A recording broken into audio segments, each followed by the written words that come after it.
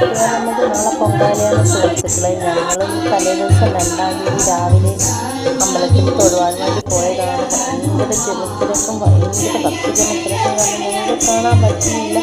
നമുക്ക് സ്പെഷ്യൽ പാസ്സൊക്കെ കിട്ടി അതിനകത്തെല്ലാം കയറിയായിരുന്നു. പക്ഷേ ഈ തള്ളൊന്നും കാരണം ഞങ്ങൾക്കൊന്നും ദേവിയെ ദർശിക്കാൻ പറ്റില്ല. പിന്നെ ഞങ്ങൾ അവിടെ നിന്ന് ഒരുപാട് സമയമൊക്കെ അവിടെ സ്പെൻഡ് ചെയ്തു. പിന്നെ അവിടെ നിന്ന് ഞങ്ങൾ ഒരു 3 മണിയൊക്കെ ആയപ്പോൾ തിരിച്ചു. കണ്ടോ, വളയും മാലയും ഇതുപോലുള്ള സ്റ്റോളുകളെല്ലാം ഒരുപാടുണ്ട്. ഒരുപാടെന്ന് വെച്ചാൽ ഒരുപാടുണ്ട്.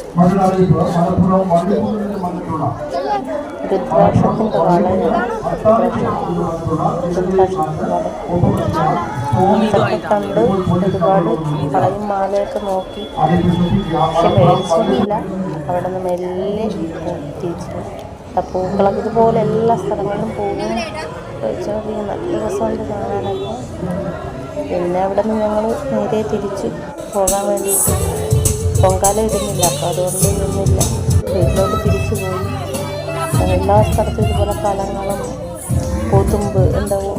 പൊങ്കാല ഇടുന്ന സാധനങ്ങളെല്ലാം ഇവിടെ വെച്ചൊക്കെ നിൽക്കുന്നുണ്ട്. നല്ല രസമുണ്ട്, ഭയങ്കര ജനം.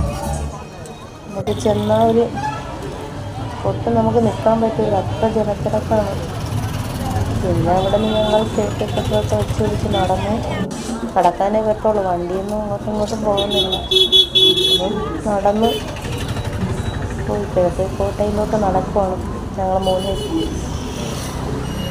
നല്ല രസമുണ്ട് കാണാം. എല്ലാ സ്ഥലത്തും ദേവിയിലേക്ക് സംഭവമാണ്. ദേവിയുടെ പോസ്റ്ററുകളും കാര്യങ്ങളും വെച്ച് കട്ടൗട്ടുകളും കാര്യങ്ങളുമാണ്. പിന്നെ വന്ന് ഒരു വെജിറ്റേറിയൻ ഹോട്ടലിൽ കയറി എന്ന് പറയാം. പായസമെല്ലാം കഴിഞ്ഞു, ഊണൊക്കെ കഴിച്ചു നേരെ വീട്ടിലോട്ട് വെച്ച് പിടിച്ചുകൊണ്ട് അവിടെ നിന്ന് മേടിച്ച ശ്രീകൃഷ്ണൻ്റെ ഒരു വിഗ്രഹം. നല്ല രസമുണ്ടല്ലേ കാണാൻ. 250 രൂപ കൊടുത്തു.